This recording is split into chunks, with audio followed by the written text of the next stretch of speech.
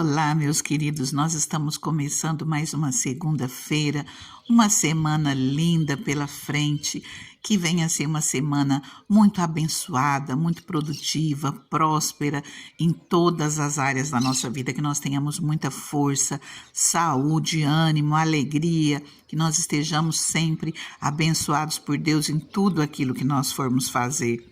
Eu convidei você para estarmos nesses dias olhando à luz das Escrituras, olhando sobre a vida do rei Davi, para que nós possamos ver aquilo que ele tem, aquilo que faz a diferença na vida dele, faz com que ele seja um homem segundo o coração de Deus, para que nós possamos observar essas características e buscar trazer para as nossas vidas, para o nosso dia a dia, transformar também a nossa vida, fazer com que a nossa vida seja do agrado de Deus, que nós possamos ser pessoas segundo o coração de Deus. Nós possamos viver de maneira a agradar ao Senhor, como diz em Colossenses 1, no versículo 10, e isso para que vocês vivam de maneira digna do Senhor, e em tudo possam agradá-lo, frutificando em toda boa obra, crescendo no conhecimento de Deus.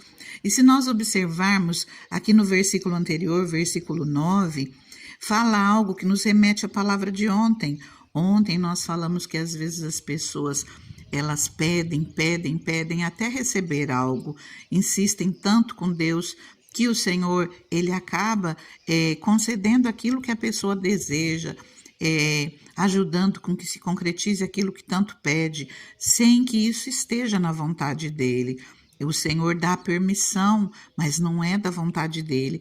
E aqui no versículo 9, Colossenses 1:9 diz: por essa razão, desde o dia em que ouvimos, não deixamos de orar por vocês e de pedir que sejam cheios do pleno conhecimento da vontade de Deus, com toda sabedoria e entendimento espiritual.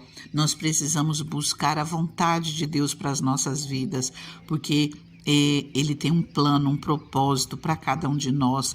Um plano maior é que nós alcancemos a salvação, mas ele também tem sonhos conosco, ele tem planos para as nossas vidas, ele tem plano individual para cada um de nós, tem coisas a serem realizadas através de nós, e se nós buscarmos fazer a vontade dele, se nós buscarmos, assim como diz aqui, vivermos de maneira digna do Senhor e buscar agradá-lo em tudo aquilo que nós fizermos, nós possamos agradar ao Senhor, nós vamos abrir o nosso coração para que a vontade dele seja feita na nossa vida. E hoje nós vamos olhar mais um pouquinho sobre essa história de Davi, mas, no entanto, ainda não entrando na vida de Davi, vendo aquilo que antecede a ele. Não tem como nós falarmos de Davi sem falarmos de Saul. E hoje eu quero ver um pouquinho sobre a história de Saul com você. Mas já pega a sua Bíblia para que nós possamos acompanhar juntos. Eu te convido mais. Tira um tempo de leitura, porque nós lemos alguns trechinhos, mas vai lendo os demais, lê os capítulos todos, os que antecedem, logo os sequentes, para que você possa compreender melhor, entender a palavra do Senhor. O Senhor nos quer firmados na palavra dele. Esse é o manual de vida para cada um de nós. No capítulo 9 de 1 Samuel, a Bíblia nos mostra o início da história de Saul. Nós vemos ali que o seu pai o manda procurar suas jumentas que haviam sido extraviadas. Saul, juntamente com os servos, sai procurando as jumentas pelas montanhas. Depois de muito procurarem, resolvem consultar o homem de Deus, pedindo informação, ou seja, o profeta Samuel. Eu quero ler alguns trechos com você, que em 1 Samuel 9, a partir do versículo 15, nos diz assim: no dia anterior à chegada de Saul, o Senhor havia revelado isto a Samuel: amanhã, por volta desta hora, enviarei a você um homem da terra de Benjamim. Unja-o como líder sobre Israel, o meu povo. Ele libertará o meu povo das mãos dos filisteus. Atentei para o meu povo, pois o seu clamor chegou a mim. Quando Samuel viu Saul, O Senhor lhe disse: Este é o homem de quem lhe falei, ele governará o meu povo. Saul aproximou-se de Samuel na entrada da cidade e lhe perguntou: Por favor, pode me dizer onde é a casa do vidente? Samuel respondeu: Eu sou o vidente. Se nós voltarmos um pouquinho nesse mesmo capítulo, no versículo 9, diz assim: Antigamente em Israel, quando alguém ia consultar a Deus, dizia: Vamos ao vidente, pois o profeta de hoje era chamado vidente. Versículo 19: Eu sou o vidente, vá na minha frente para o altar, pois hoje você comerá comigo. Amanhã cedo eu lhe contarei tudo o que você quer saber e o deixarei ir. Quanto às jumentas que você perdeu há 3 dias, não se preocupe com elas, já foram encontradas. E a quem pertencerá tudo o que é precioso em Israel, senão a você e a toda a família de seu pai? Acaso não sou eu benjamita, disse Samuel, da menor das tribos de Israel, e não é o meu clã o mais insignificante de todos os clãs da tribo de Benjamim? Por que estás me dizendo isso? Versículo 26. Ao romper do dia, quando se levantaram, Samuel chamou Saul no terraço e disse: Levante-se, e eu o acompanharei, e depois você seguirá a viagem. Saul se levantou e saiu junto com Samuel. Enquanto desciam para a saída da cidade, Samuel disse a Saul: Diga ao servo que vá na frente. O servo foi, e Samuel prosseguiu: Fique você aqui um instante para que eu lhe dê uma mensagem da parte de Deus. Capítulo 10. Samuel apanhou um jarro de óleo, derramou-o sobre a cabeça de Saul e o beijou, dizendo: O Senhor o ungiu como líder da herança dele. Hoje, quando você partir, encontrará 2 homens perto do túmulo de Raquel, em Zelza, na fronteira de Benjamim. Eles lhe dirão: As jumentas que você foi procurar já foram encontradas. Agora o seu pai deixou de se importar com elas e está preocupado com vocês. Ele está perguntando: Como encontrarei meu filho? Então, dali você prosseguirá para o carvalho de Tabor. 3 homens virão subindo ao santuário de Deus em Betel e encontrarão você ali. Um estará levando 3 cabritos, outros 3 pães, outro uma vasilha de couro cheia de vinho. Eles o cumprimentarão e lhe oferecerão 2 pães, que você deve aceitar. Depois você irá a Gibeá de Deus, onde há um destacamento filisteu.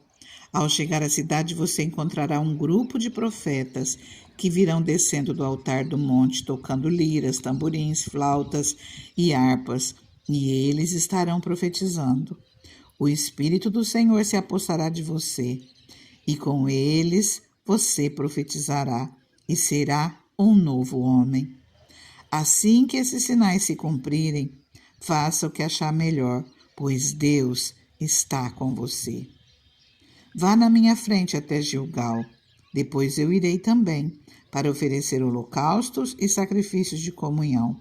Mas você deve esperar 7 dias até que eu chegue e lhe diga o que fazer. Quando se virou para afastar-se de Samuel, Deus mudou o coração de Saul. E todos aqueles sinais se cumpriram naquele dia. Chegando a Gibeá, um grupo veio em sua direção. O Espírito de Deus se apossou dele, e ele profetizou no meio deles. Versículo 17.